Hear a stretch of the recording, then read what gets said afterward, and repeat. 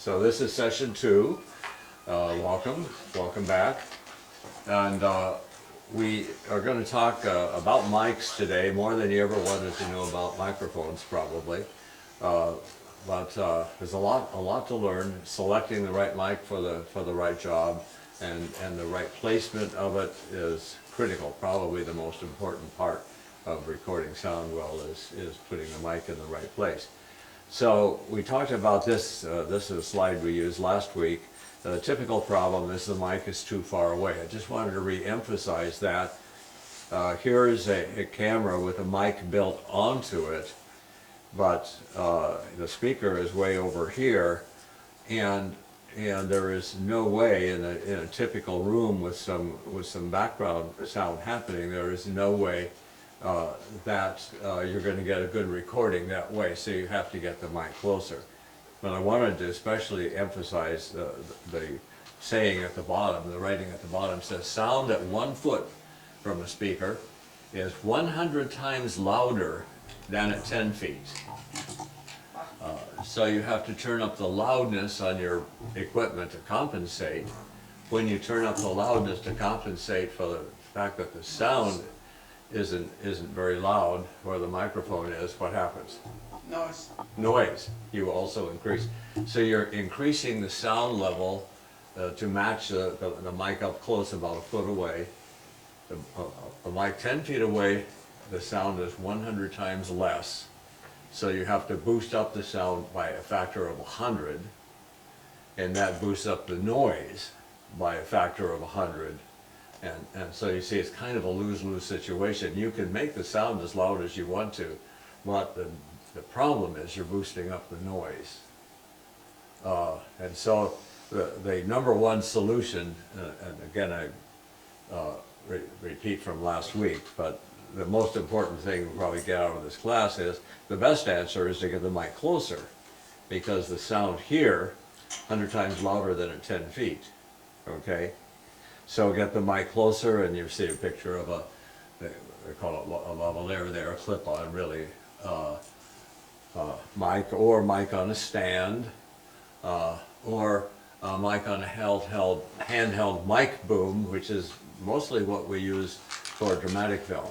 If we're shooting drama, we usually use a mic on a handheld stand because it's very, very flexible, and the takes are usually kind of short.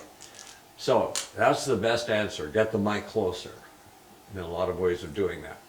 The second best answer is use a directional mic, and we just last time made the distinction that the mic on the left there is an omnidirectional mic. In other words, it doesn't care which way it points. The mics on my collar here are omnidirectional. They're not necessarily pointed at my mouth. They don't need to be. They don't care which way the sound is coming from. They'll pick it up from the back just as well as from the front. So for a clip-on mic, which may turn or whatever, that's generally what you want. And there's not much advantage to having a directional mic this close.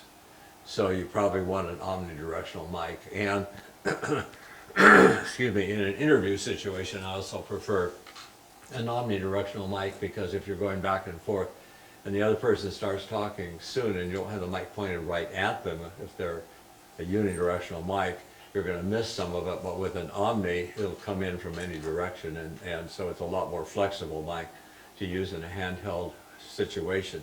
So usually where you see reporters out on the street doing an interview with a reporter speaking and the news sources speaking, that back and forth is almost always an omnidirectional mic. So there's purpose for it. But the directional mics, the unidirectional, meaning one direction mic, the most common one, and we have a bunch of them here, any of these ordinary looking microphones are almost always this mic pattern, which they call cardioid, which means heart-shaped. So this mic, for example, would be pretty sensitive from here to here, and pretty insensitive this way. Fairly dead on the back, pretty widely live on the front. And it's the most kind of flexible mic pattern, okay? And then I have a question. yeah, That's a round mic, so if you're holding it in your hand, how do you know it's pointing the right way? well, you have to know what axis the mic is pointing. Most of them of these are end address. In other words, you speak into the end of it. This one is a side address microphone, and you can usually tell by the grill work on it where the sound comes in. So this is a hemispheric pattern. It doesn't matter which way you turn it. This way, it matters which way you turn it. This, You said that's this a way. cardioid, Meaning heart-shaped. so that one has got the heart shape. Right. And most of your generic, ordinary microphones are of that pattern. This one is too. So you're supposed to speak into the end of the mic. Yeah, so they're most sensitive, at the end of it, but they're fairly sensitive on the side, but they're fairly insensitive behind. So, as you can see, they're going to cut out about half of the background sound. Any background sound coming from behind is going to be cut back quite a bit. So they're going to reduce the noise, depending on which way the noise is coming from, of course, but they're going to reduce it by about half. So you do get some profit in using one of these as far as reducing the amount of noise. Now, the more directional mics, and there are a variety of them. This was a short shotgun. This is a kind of a medium shotgun mic. Generally speaking, the longer the mic, the more directional it is. Because physically, it's hard to make a highly directional mic really short. They're getting better at it. But this is a very popular size of mic for shooting dramas and that sort of thing. It's see the picture on the right of a shotgun mic. So it's a very narrow pickup pattern in front. They're pretty insensitive on the sides, but they have a little lobe right behind them, which is nasty. Because if somebody's talking right behind the mic, they pick up really well, unfortunately. But they're very sensitive in the front. So this is a very popular size of a kind of mic. Now this particular one comes with a plug to go into your camera. So with this mic and an ordinary camera, you don't need anything in between them. This is a amateur configuration, not a professional configuration. We'll get into that a little bit more later. This one has a XLR connector on it, so this is a more professional standard of microphone. And this one would be a narrower pickup. Now, if you're using one of these, you get about a 3-to-1 advantage as far as reducing noise. So you only get about a third as much noise, and it depends a lot on which way the noise is coming from. So you could use this one about 3 times farther. So instead of 1 foot, you could get about the same effect at 3 feet. But at 10 feet, you're still going to get more noise than you want. But that's wireless. Say again. It's wireless. Wireless. Wireless? No, this is not wireless. This requires a connector. Yeah. To the camera. Yeah, you'd have to have a wire running from this. There are wireless mics, but this is not one. Okay. And we'll get into some more of that later. Okay, that's kind of an overview of directional mics. So point here is, the distance still matters most. You can put a shotgun mic on your camera that will give you an advantage. You'll have less noise than if you had an ordinary mic on it, but you're probably still going to have too much noise if you're at 10 feet or more, they'll say. So if you're much closer, that may work. Okay. All right. We talked about this. I'm going to skip over that now and get into mic types. Now this is going to get a little esoteric here, but there are basically two mic types, and this helps to determine what kind of microphone you want for what purpose. I'm just going to read what's on the screen here. Moving coil or dynamic, it's rugged, usually inexpensive, does not need batteries. The most common type of mic, best for close miking of voice. So here is a picture of how that works. You can see that this collects the sound, and this whole thing moves. This whole thing moves. So the sound waves actually move that back and forth. It's suspended on the edges here, and it moves back and forth in the magnetic field. That makes it a dynamo. It actually generates a small amount of electricity, and the electricity that it generates, of course, corresponds to the sound wave, because this is moved by the sound, and it creates a weak sound wave. But it's strong enough to get up the cord. The amplifier is not in the microphone; it's in the mixer. So it puts out more electricity than the other types of microphones. So it doesn't have to have an amplifier in the microphone itself. Now the disadvantage of the moving coil or dynamic, being the same thing, microphone is that this is, even though it's very light, if you were holding it in your hand, it would be like a feather. It's very light, but relatively to the strength of the sound waves, it's fairly heavy. And so it has a little heft to get it started and stopped, etc.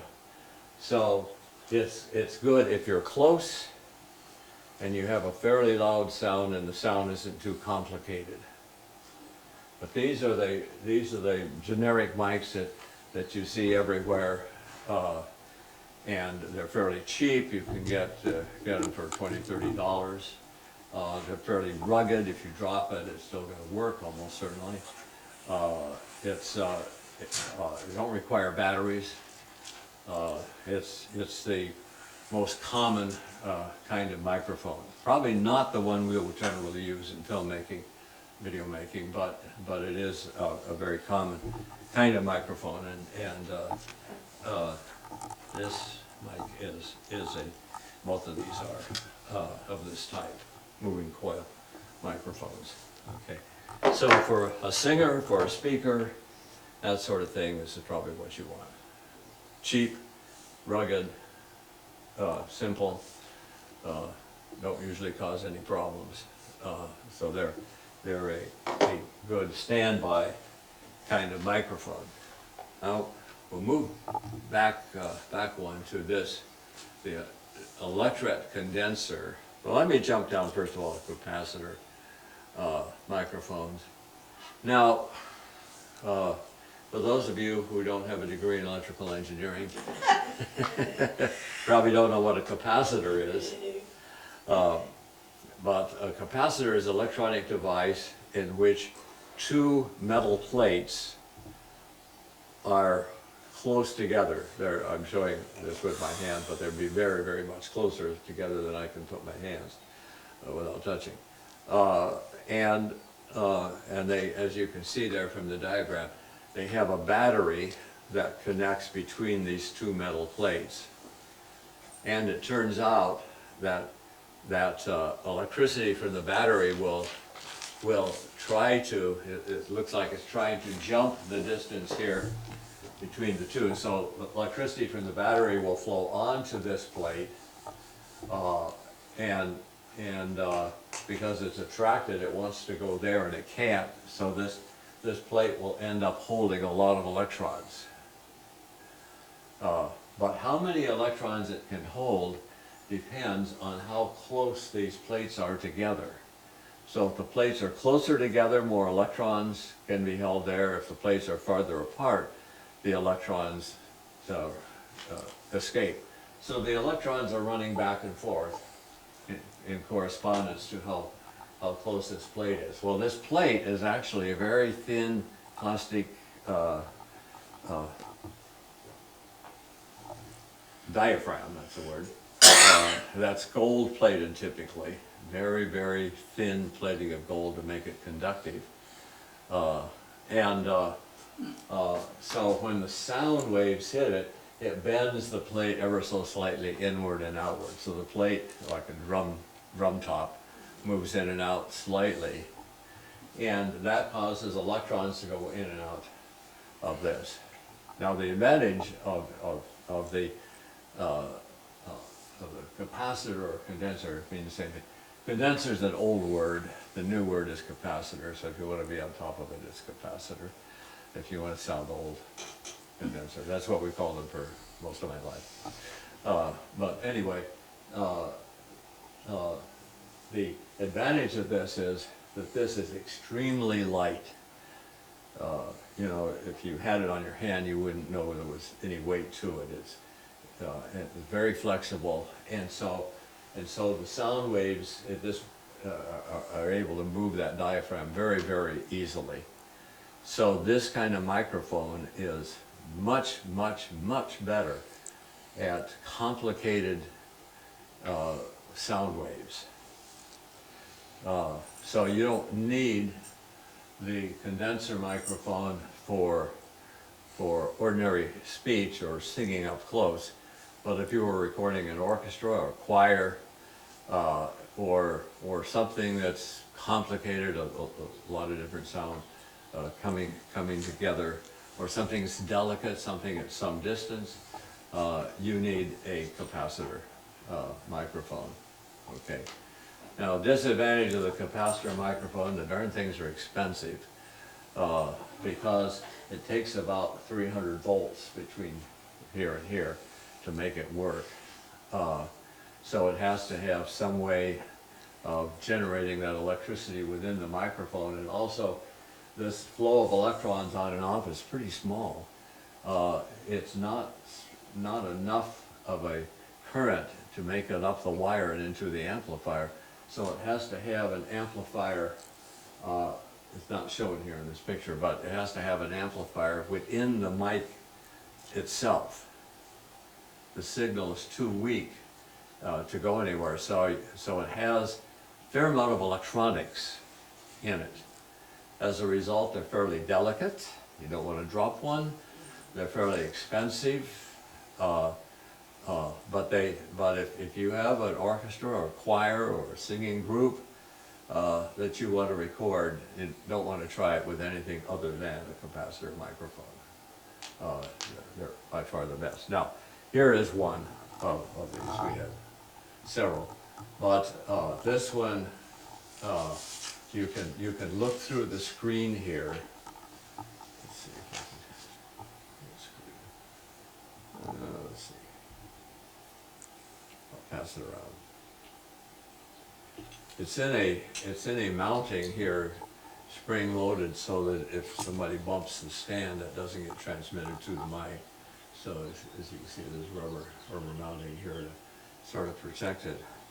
And you can actually look through the screen and you can see the gold plated diaphragm in there. Okay. So as you can guess, these things cost a little more. They're kind of heavy. A lot of electricity. I think it was a blog or USB mic. Is there a name at that time? This brand name is, well, they're capacitor microphones. Just the capacitor. This is not a blog mic. This one. We have one like that, but Yeah, they're diaphragm mics, Diaphragm. Yeah. The diaphragm. I They're, mean, sometimes they attach to your computer with a USB. Yeah, your USB connects, yeah. yeah, well, they do make microphones that will convert the signal into a USB signal, and you can plug it directly into your computer. This is not one, This doesn't, okay. yeah. You can actually get an adapter that goes USB to go headphone and speaker in. I have that. Works kind of good, yes. Now, this is brand new to me today. This is another capacitor microphone. Jim, tell us. Donated it. Yeah, one of our longtime members, whose name won't come to me, but I know it got written down over here. Yeah, it came with a stand. Oh, did it? Yeah, it should be a stand over there. Bob, Maybe that's the one that's on the table. To Avalon. You knew him, I think. I think Oh, Devlin, Devlin. yes, Devlin. Yeah. Bob and Barbara Devlin have been longtime members. Yeah. So they donated this to us, but this is another, you can again look through the screen and see you can pass this one this way, and see the sensitive element in there. And these are both large, what do they call it? Is there a front or back that looks like you could talk on either side? Yeah, they're, you can only see it from this side here, but, Oh, this one you can see from both Yeah. sides. Oh, this way. okay. So, this is your gold standard, so to speak. These things cost anywhere from maybe $300 on the low end to $3,000 or so on the high end. Whoops.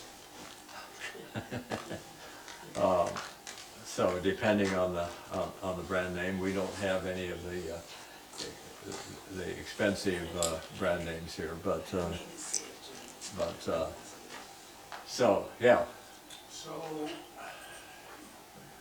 is it just a waste to use a capacitor mic like for a podcast or, for, recording my teaching? Is that just, the benefit's not gonna be there? Well, it's not gonna hurt anything, and I mean, you're starting off with really good sound, and then you're on a podcast, then you're squeezing it down and losing a lot of it, but it's probably, you probably wouldn't notice much difference between using a moving coil and using a condenser microphone in a situation like that where it's one voice. But it's certainly not going to damage it. Okay, now I want to get into the third kind of microphone, and this is by far the most common kind, and that we tend to use a lot. And this is a new kind, newer, not new anymore, kind of capacitor microphone that Sony developed some years ago. And the thing that's different about this, you see that little red layer in there?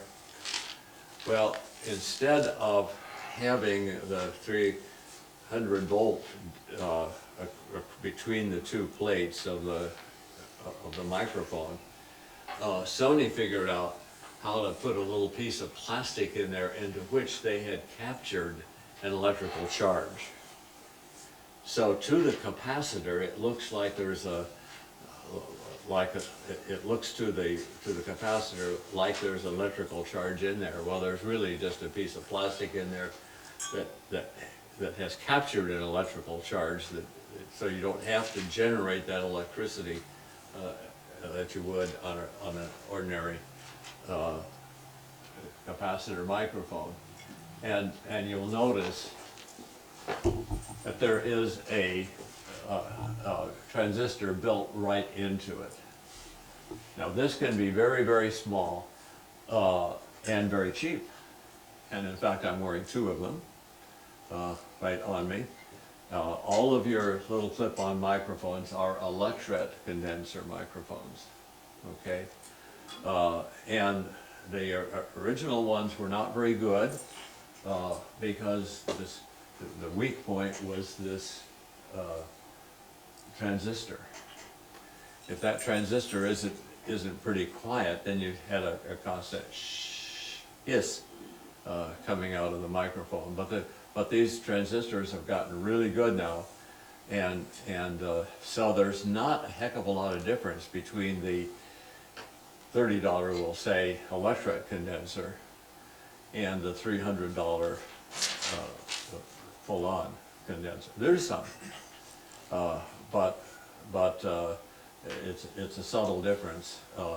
So most of the microphones that we will use, including these, this is an electret, this is an electret.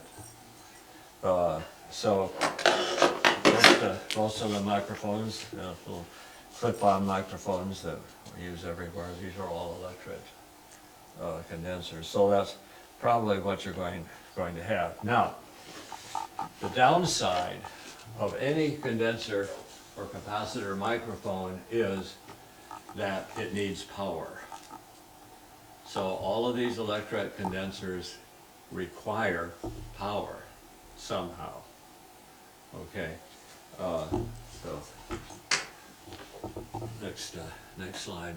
How do we get the power to it? How much power does it need?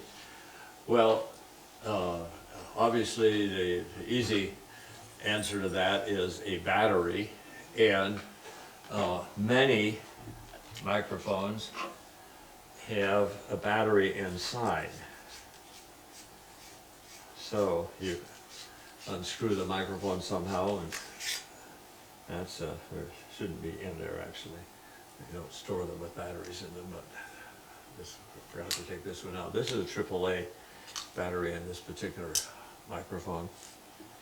Why not store them with the battery in them? Everybody who's ever thrown away a flashlight because the battery exploded knows the answer to that. So it makes you cry when you lose a $150 microphone because you forgot to take the batteries out. You left the mic on and the battery deteriorated. So electrets are now very good and relatively cheap, but they do require power, so could be there. Now, notice down here, this is something that you see. This is a clip-on microphone, obviously. All these clip-ons are electrets. And so they all have to have power. So there's a battery inside this little case that's in the middle of the cord. You sometimes see that. The studio answer to that is phantom power. Now, in our studio, in our mixer that's in the control room, you have a little switch that you can turn on, and it will feed 48 volts direct current to the microphone up the same cord that's bringing the signal to the mixer. It feeds the voltage to run the microphone. It feeds it back to it. So all of the microphones that we use here in the studio have the capability, or they should have, I think, to have the capability of being powered by the mixer. Now this microphone, for example, this microphone has a place for a battery in it. So if you're using it in the field, you have to put a battery in it.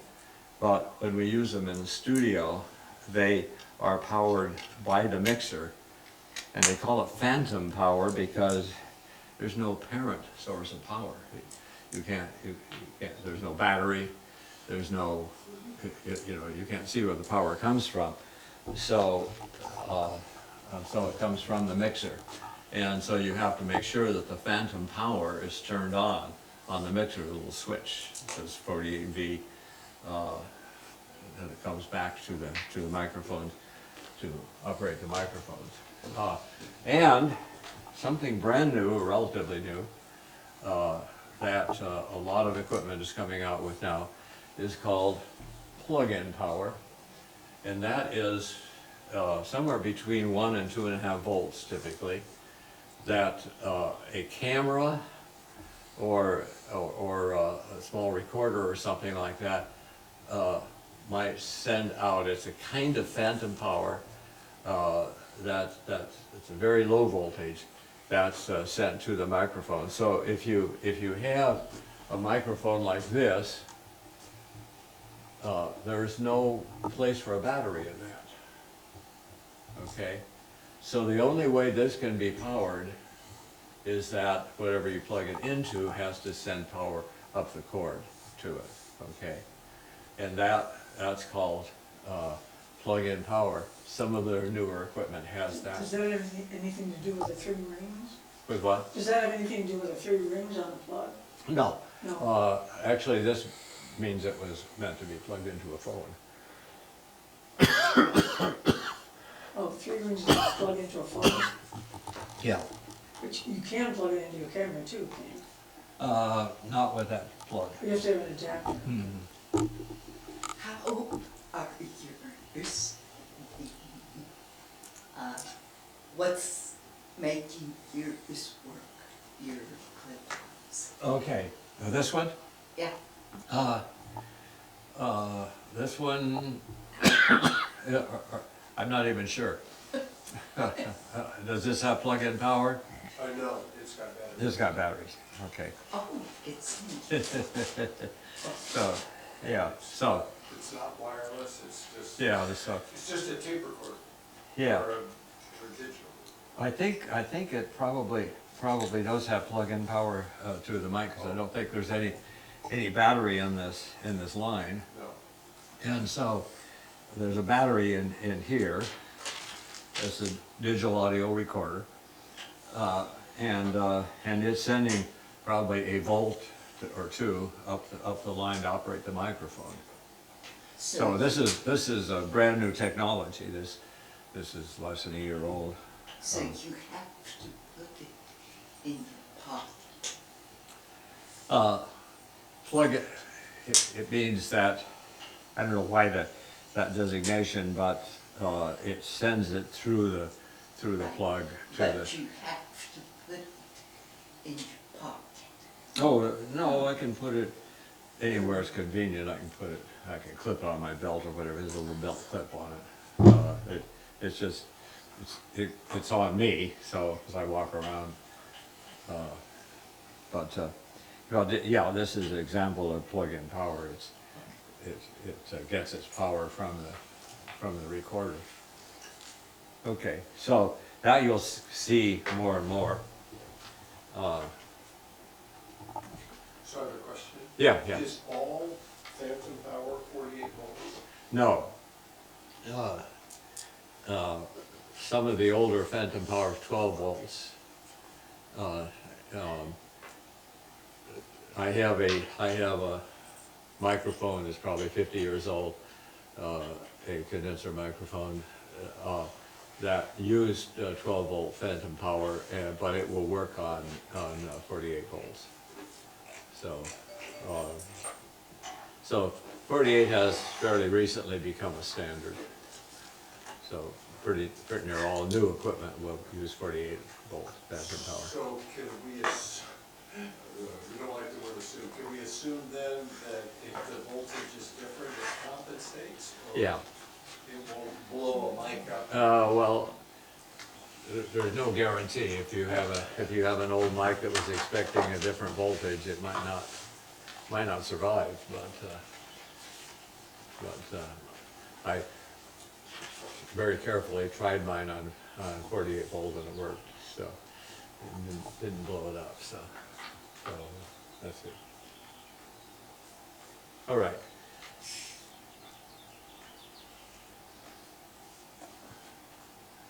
Oh yeah, connecting the mic to the camera. More complicated than you might guess. The best choice when possible, I'm a wire guy. I really prefer wire whenever we can use it because wire has the fewest number of problems. we're using wireless here, which gives me the freedom of moving around. But we used it last week and we didn't get a usable recording, and that can happen with wireless. And I'll talk more about why that happens a little later. But so when you can, short runs and you know, it doesn't tie down the speaker too much and that sort of thing. Use wires, not always possible. But there are two standards. The one, I have an XLR cord right here. Excuse me, I must read it right back.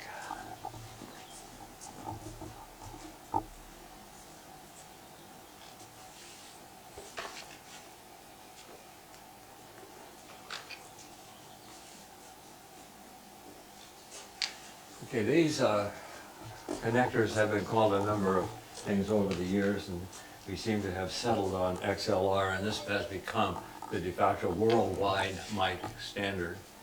And so it's a connector that has 3 prongs on the one end, or a socket for 3 prongs on the other end. And this is called the male end, for reasons that I think are pretty obvious. And this is the female end, and actually this is very commonly used. And a good thing to remember is that mics are always male. So if you want to lay down a mic cord, you have to lay down the female end that's going to mate with the male mic, okay? Mics or outputs, whatever it is, are always male, and inputs are always female. So this is a superior kind of microphone cord to the other one, and more robust. If you trip over this, it probably will survive. If you trip over this kind of cord connector, it's going to disconnect. Okay, these connectors lock together in a way that if you pull on it hard enough, you will break the cord, but you won't pull this connector apart. It's locked. Okay, so you have a pretty secure connection. So XLR is the professional standard, and like I say, worldwide, wherever you go, you're gonna find this kind of connector. However, the amateur standard is this one. This is a 1/8 inch phone plug, and there are several problems with it, but the advantage of it is that it's very small. And much modern equipment is too small to have room to put XLR connectors on them, because they're fairly large, okay? And so your cameras are going to have inputs for this 1/8 inch phone plug. Now this one has 3 connectors on it. The tip, there's a ring around it, and then the sleeve, TRS, tip, ring, sleeve. And so this one could handle a stereo signal. You know, this microphone isn't stereo, so I'm not sure why there's a 3 connector thing. But this would be considered a stereo plug, okay? Because you can have the common one is the sleeve, and then the left and the right tip and ring on this. Most of these have just the tip and sleeve, no separate ring on it. Okay, that would be a mono plug. Okay, now we have a problem.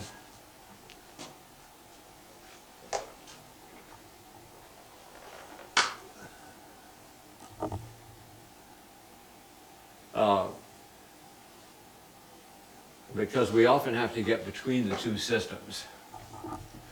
And so we do this all the time when we're out shooting. And this is one solution, a very common one. This is a little box into which you can plug an XLR cable, has some controls on it, and then has a stereo 1/8" phone plug output, which you can mate into your camera. So this will plug into the camera, give you stereo signal in the camera. You can plug 2 microphones into this. You can mix them to mono, or you can leave them stereo if you want to. This is about $200, and this is what's the brand name? I can't. Beach Tech. Beach Tech, yeah. Beach Tech seems to have almost a monopoly on this device, but there are a lot of other ones coming out now. But very commonly used where we're using prosumer type cameras, that is high-end consumer level cameras with professional microphones, something we do a lot, and you have to marry the two systems. So the Beach Tech is a common thing to do, and this is set up so we can screw this into the camera, and then we can screw the tripod into this, so it sits between the tripod and the camera when you're using it, which makes it convenient to use. Is that what we use for Beyond the Game? Yeah. Not always, but yeah, we used to a lot more, yeah. Yeah. If we're using wired mics, we would use this. Yeah. Okay, wireless. When wire is not feasible, advantages of wireless: you avoid the long wire cord runs, which can be a safety hazard. Can be just impractical to lay that much wire. Takes time to lay the wire down. And the best advantage, I think, is it frees the speaker to move around. So I'm not tethered to a wire. I can go in and get that other wire to demonstrate. Disadvantages. The big disadvantage is the number one here. Dropouts. Okay, with a wireless system, there's always the danger of dropouts. Okay, and what causes the dropouts? Well, we'll get into that a little later. But so how do you prevent dropouts? You test it ahead of time, and if you want to be really careful, you would hook up the system and walk around the whole area where the speaker might go, and make sure that in that area where he or she might go, there aren't any dropouts. And if there are, then you move your receiver to another area, and you find a combination that'll work, that'll give you a full coverage. Obviously, the closer the receiver is to the transmitter that the person is wearing, transmitter in my pocket here, the closer the two are together, the less likely you are to have dropouts. But also, the dropouts are generally caused by reflections of the radio waves, and so you don't want your receiver or your transmitter to be particularly close to anything that reflects radio waves, like metallic things, like plumbing, like wires in the wall, like like the shelves back there, etc. Because the reflections generally are what causes it. So here's the transmitter, has a little antenna on it, and it's sending radio waves. So that's the kind of safety thing that you want to do. Now, if you're working only 10 feet away, you're probably not going to notice any dropouts, but you can still get dropouts. Yeah. And that is actually very, very disturbing, because I used to never get it. But also, aside from reflection, is the body absorbs RF. Yeah. So that if you turn a certain way, your body can block the signal. Yeah, that's right. So, Yeah. So I put this in my front pocket because the receiver is that way. If I put it in my back pocket or on my back, a lot of times I put the transmitter on right on the back. And then the signal has to go through my body. My body absorbs some of the signal, so if you put the transmitter on the side of the body that points toward the receiver, it works better. Okay, so look, they're wonderful, but they're horrible. When they work, they're wonderful. When they don't work, you want to shoot yourself, especially. So this little guy here, this little digital recorder, it's just recording it right here in my pocket. So there's no wireless involved at all. It's totally wired. So this saved us last week because the wireless did not turn out well last week. So the little recorder in my pocket. So having a backup is a good thing to do. Yeah. By the way, it's also to note that now they have some, I think Rode makes them, they actually have a transmitter that also records a backup. It's a 2-in-1. Yeah. And it's So- nice. Yeah. Yeah. So disadvantages, dropouts, interference. I was involved one time in a guy speaking on in a big auditorium with a wireless mic, radio mic we call it, and a police car went by and a police signal went out throughout the auditorium very, very clearly, because it's enough power that it overwhelmed the selectivity of the receiver, and so you can have interference of that nature. You can pick up electrical noise, but another major disadvantage of wireless is batteries. Transmitters are pretty much battery hogs, so they only run a couple of hours typically on a set of batteries. So if you're going to be doing something all day, you're going to have to be carefully changing the batteries about every 2 hours. Some may run 3 or 4 hours, but when you get to the short end of the battery life, you're playing with danger. So bring a lot of batteries and be ready to change them. So that's is a severe penalty for trying to go too long on a battery. Do you recommend that a person could get rechargeable batteries? Yes, but it's just economical. So rechargeable batteries, obviously it's inconvenient to recharge them, and it takes hours to recharge them. So you have to have several of them if you're going to be changing out, etc. So most people just use dry cells, but the little AAAs, double A's I should say, cost about 35 cents in bulk. So it's not a big part of a $100 million movie budget. So.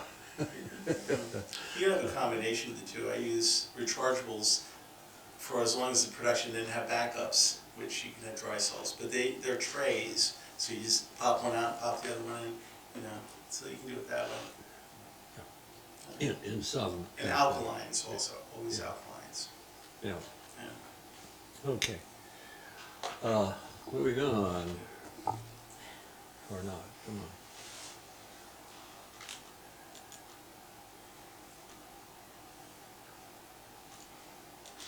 There we go. Wireless, okay, a transmitter, receiver. Convenient thing if you're shooting outside or various places is to have a wireless receiver that sits on top of your camera and feeds right into your camera, and then you have a very portable situation. When we're shooting some of our shows, we often do that, have a wireless transmitter on the talent, two of them, and then a receiver that receives both channels on the camera. So that's sorry, going backwards here. Placing the mic, a stand mic. Place the mic a little to the left or right of the speaker. Okay, your enemy here in placing a microphone is you don't want to put it where it's going to catch those little puffs of air. Your P's and T's and S's and things like that are sending out little streams of air. And if you have the mic right here in the P and T zone, unless it's very well protected, like some mics are, this one is pretty well.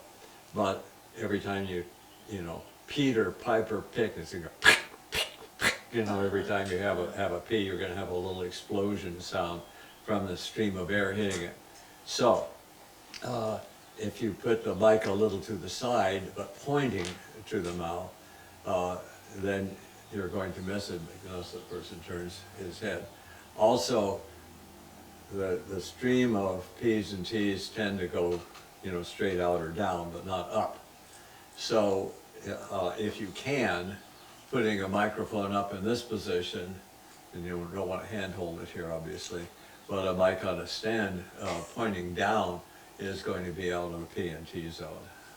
Okay, so this is a good place to put it. Now, if you're using a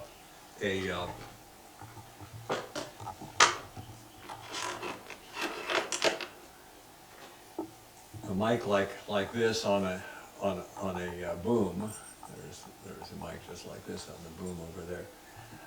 You generally want to put it on a line between the camera and the actor. Okay, above that line or below that line, but not to the side.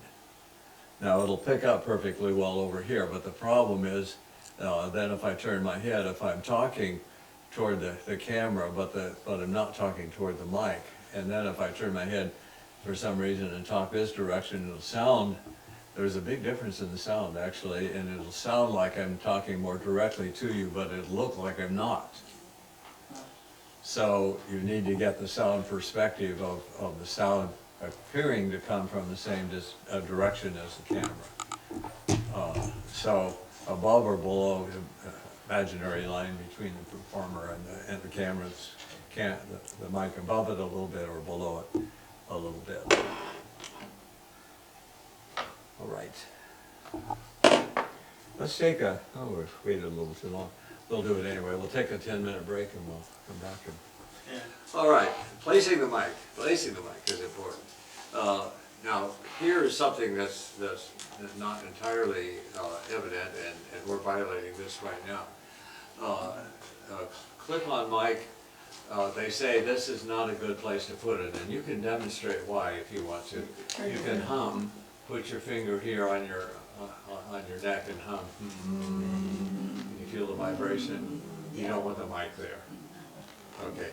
Put your finger down on your breastbone and hum, and you don't get nearly the same sensation. So it's better to stay away from putting your mic right on your throat. Anything like from here on down. Yeah, so they say 8 inches from the chin. Yeah. It's not it's about this the more way. people violate that rule than anything else. Yeah, that's right, because it's convenient to put it on the collar of the shirt. But that little diagram is making that point. Okay, hidden mics. Okay, the easiest way to hide a mic is with a boom, but you need a boom operator to do that. But you don't put the mic on the actor at all, so there's great advantages to doing that. But you do need another staff person to do that. We have somewhere, I think back over there, somewhere we have a handheld mic boom, and like I say, virtually any movie that you've ever seen, the sound is recorded using a handheld mic boom with a shotgun mic on it, something like that. Except that's not handheld, but that's an easy way to go. Other than that, you see the picture of the guy with his shirt open and it taped to his skin. Okay. That works, but not well, usually, because the problem is if the shirt has any texture to it, as he moves around, it'll rub over the mic. Yeah. Sounds like sandpaper. Though the experience is, and this is, you see, the way they have it taped up there is actually totally wrong. What you should do is, you can tape it to your clothing with a band over it, but you have to be very careful, and you do get rustle occasionally, so it's very tricky. But and this is only through a new experience that I've had to relearn this. You know, it's best to just try to protect the capsule itself and keep the one end open. And it works. I mean, you know, but it's... So the point is, you can, rather than taping it to the skin, you can tape it to the clothing. But if the shirt is very flimsy, and you tape the mic to it, then you can see that it's causing the shirt to hang down strangely, and so you might have to tape it to the skin. If the material is that flimsy, it may not grate against it. But typically, you'd rather tape it to the shirt than to the skin. Yeah, and also leave enough play in the cable, because if you're moving around, the cable can be popped off. You know, and it's a learning experience. I'll put it that way. Another thing you can do with a mic is they call it a plant mic, even if it's not a plant.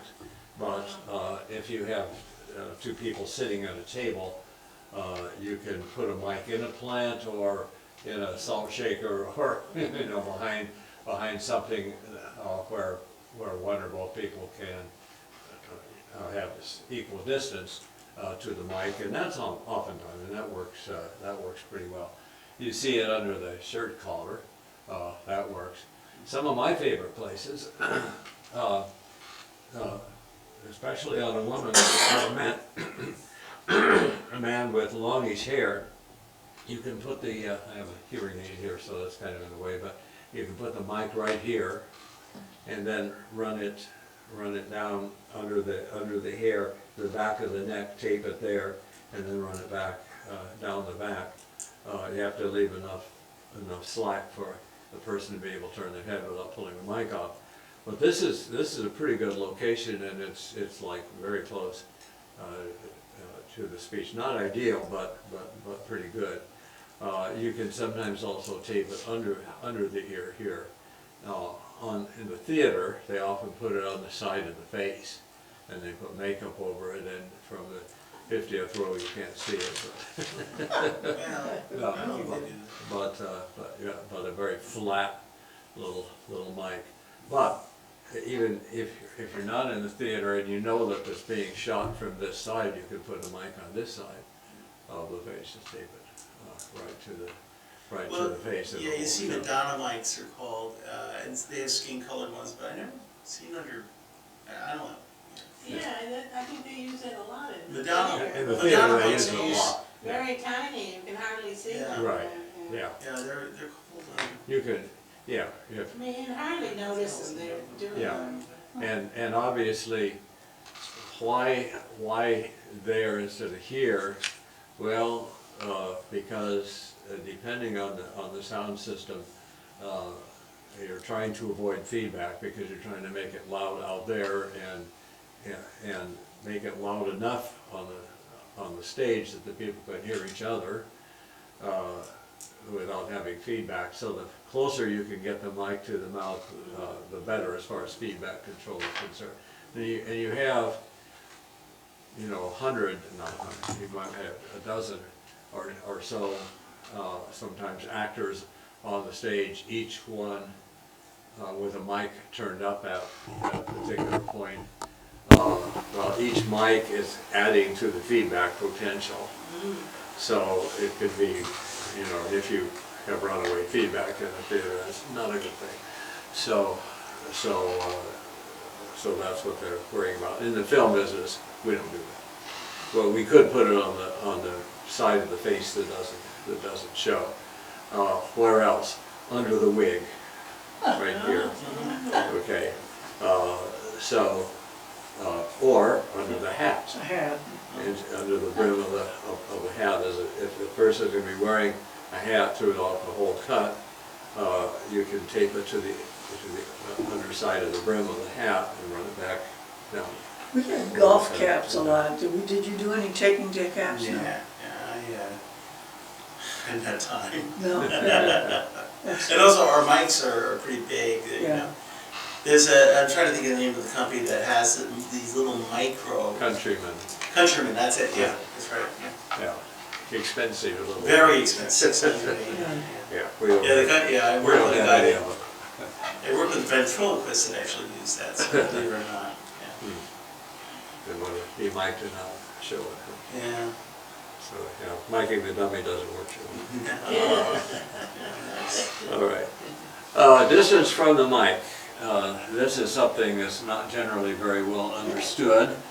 And the chart here shows the situation. With a mic of this nature, the closer you get it, the more bassy it becomes. So what happens is that in a directional mic, in Omni it's not the case, but this is not an Omni. But as you get it closer, the directionality doesn't work very well, and it cancels out the highs. So you can see on this chart, these are the audio frequencies. These are bass frequencies here, and these are high frequencies on this end. And this mic, or a mic at a couple of feet, would have this characteristic. In other words, the bass is rolled off. It's usually what you want. You want the bass to be rolled off somewhat, because beyond a certain point, around 100 maybe, or less, there's nothing there that you want, okay? There's only trucks rumbling by on the freeway, or air conditioning systems, or whatever. So typically, if you have the opportunity to cut the bass, on these microphones we have a little opportunity that shows a little chart here, and you can cut the bass on these microphones, because any bass below a male speaker's frequency is nothing useful. So you want to cut it. So the microphone was built to cut everything around 100 or so. 100 might be a little high, but when you get closer to it, notice that it actually ends up boosting the bass. Now, some radio guys like that very bassy sound that they get from being extremely close to the microphone, but it's it's improving the bass, or adding to the bass, by cutting out the highs, so that it gets mushy, gets hard to understand. So there's an ideal distance from a microphone, somewhere between maybe 6 inches and a foot is probably a good location for a microphone. Now, if you're on a stage performing and you have a giant monitor at your feet, you're probably going to have to be closer. And in that case, if you use an omnidirectional microphone, it does not have this characteristic of boosting the bass when you get too close to it. All right. Popping versus sensitivity. The difference between this mic and the one that was there, which is here somewhere, here it is. You all passed this around and saw it.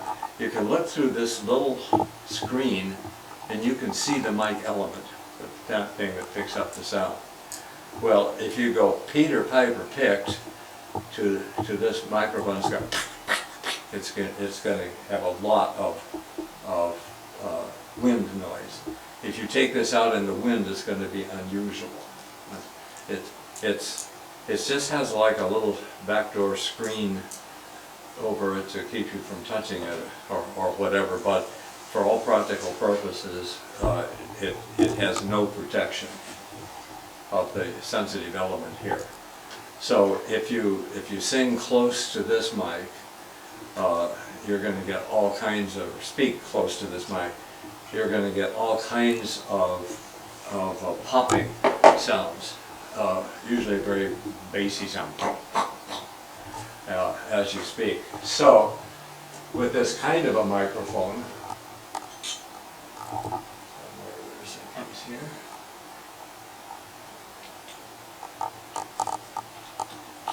Almost always, and you see this in any picture of a recording artist, we have a supplemental screen that's 6 inches or so from the mic, and it's placed so that as we're singing, any pops get stopped by this one before they get to the mic. Okay.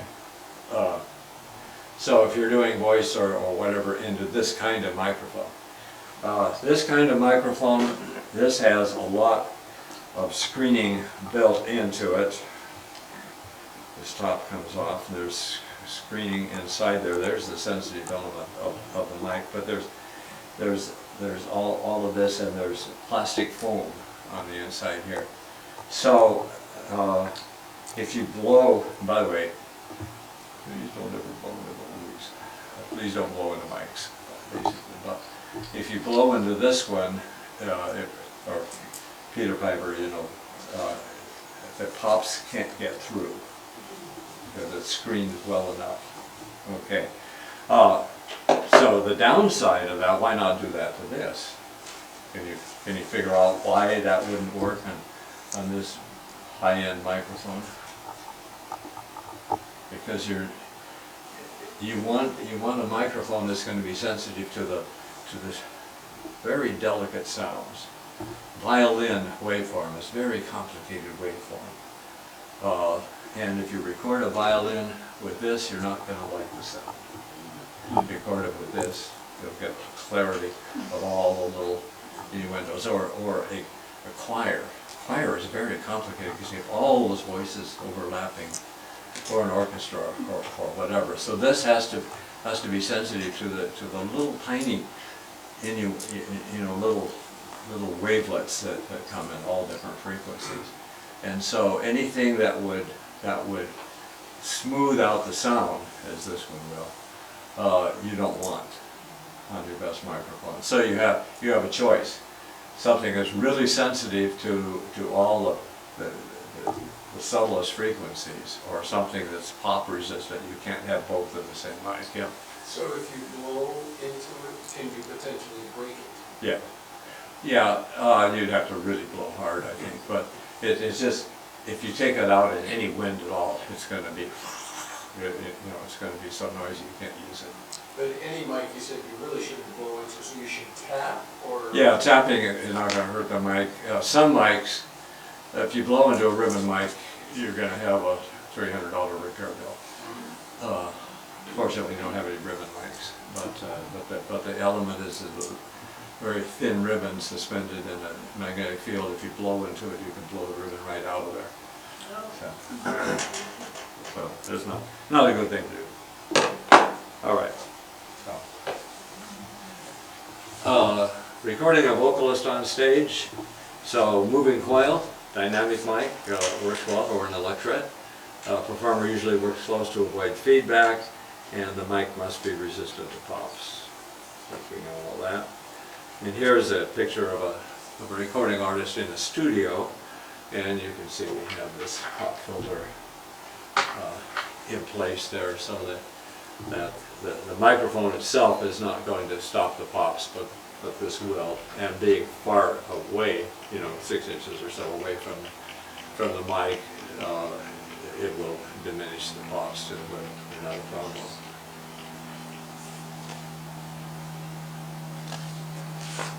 Okay, double system sound. Today we're doing double system sound, and that simply means that our primary recording, we're recording on the cameras, I'm sure, but our primary recording is other than the cameras. So we have, as I've mentioned before, the recorder in my pocket and the wireless system. So when you use double system sound, then you, in the editing process, you have to put the sound and the picture together. Fortunately, with modern cameras and modern sound recorders, if you get them once in sync, they will tend to stay in sync for a very long time, like a half hour or more before you notice enough drift that you might have to correct it a little bit. But for all practical purposes, they'll stay in sync as long as you need it.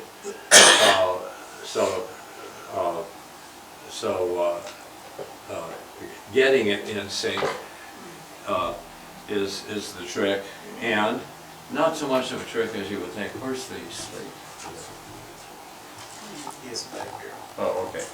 Well, sorry about that. I thought I had it right here. The slate goes back to early. In fact, this used to be actually slate, material I'd write on with chalk.